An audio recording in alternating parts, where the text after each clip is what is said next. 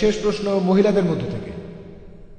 আসসালামু আলাইকুম ডক্টর নায়েক, আমার নাম মিতা, আমি মিডিয়ায় কাজ করি। আমার প্রশ্নটা হলো, পূজার প্রসাদ নেওয়া কি মুসলিমদের জন্য হারাম, আর কেন? বোন, আপনি প্রশ্ন করলেন যে মুসলিমদের জন্য পূজার প্রসাদ খাওয়াটা হারাম কিনা। প্রসাদ, এই খাবারটা দেওয়া হয় ঈশ্বরের উদ্দেশ্যে। হিন্দুরা বিভিন্ন মূর্তির উদ্দেশ্যে প্রসাদ দেয়। পবিত্র কোরআনে মোট 4 জায়গায় উল্লেখ করা হয়েছে। সূরা বাকারার 173 নম্বর আয়াতে উল্লেখ করা হয়েছে, সূরা মাইদার 3 নম্বর আয়াতে উল্লেখ আছে, সূরা আনামের 145 নম্বর আয়াতে উল্লেখ করা হয়েছে, এছাড়াও সূরা নাহলের 115 নম্বর আয়াতে উল্লেখ করা হয়েছে, হুররিমাত আলাইকুম মাইতাতু ওয়াদ-দামু ওয়া লাহমুল খিনজির ওয়া মা উহিল্লা লিগাইরিল্লাহ বিহি, তোমাদের জন্য হারাম করা হয়েছে মৃত জন্তু, রক্ত, শূকরের মাংস খাওয়া, আর যে পশু জবাই করার সময় আল্লাহ ব্যতীত অন্য কারো নাম নেওয়া হয়েছে।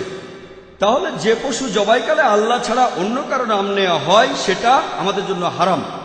আর এই কারণেই পূজার প্রসাদ নিয়ে খাওয়া এটা হারাম ইসলামে।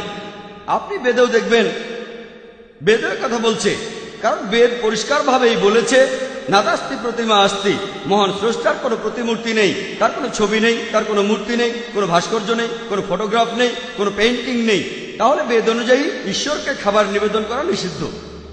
তাহলে দেখছেন যে বেদও এর বিরুদ্ধে কথা বলছে, এটা ভুল। মূর্তির উদ্দেশ্যে খাবার দেওয়াটা ভুল। একইভাবে যেহেতু কোরআন নিষেধ করেছে, মুসলিমদের নিষেধ করেছে খাওয়া যাবে না, নেওয়া যাবে না, এটা ভুল। বোন, আশা করি উত্তরটা পেয়েছেন। স্যার, আরেকটা ব্যাপার, আমি একজন শিখ, মাঝে মধ্যেই গুরুদুয়ারায় যাই। গুরুদুয়ারাতে কোনো মূর্তি নেই, মূর্তি পূজা হয় না। গুরুদুয়ারাতেও প্রসাদ বিলানো হয়, এটাকে বলে কানা প্রসাদ। এই প্রসাদও খাওয়া যাবে না, এরকম করার কারণটা কি? সুন্দর প্রশ্ন। এই প্রসাদ তো কোনো মূর্তির উদ্দেশ্যে না। হ্যাঁ ঠিক। বোন, আমি আপনাদের গুরু গ্রন্থের একজন ছাত্র। আর দেখবেন যে শিখদের কথা অনুযায়ী ধর্মগ্রন্থ, প্রথমে আদি গ্রন্থ, গুরু গ্রন্থ, এখানে ঈশ্বরের একাত্মবাদ নিয়ে বলা হয়েছে। সেখানে বলা আছে যে মহান স্রষ্টার কোনো মূর্তি নেই, ছবি নেই। মহান স্রষ্টাকে সেখানে বিভিন্ন নামে ডাকা হয়েছে, রাহিম, কারিম, আল্লাহ, অনেক নামে।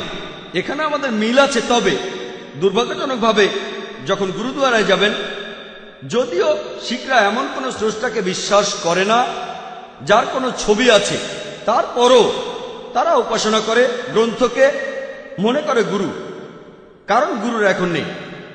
আর সেখানে যে প্রসাদ দিচ্ছেন সেটা পরোক্ষভাবে একই জিনিস। শিখ ধর্মগ্রন্থ বলছে মূর্তি পূজা করা নিষেধ, এখানে তারা পরোক্ষভাবে খাবারগুলো স্রষ্টাকে দিচ্ছে।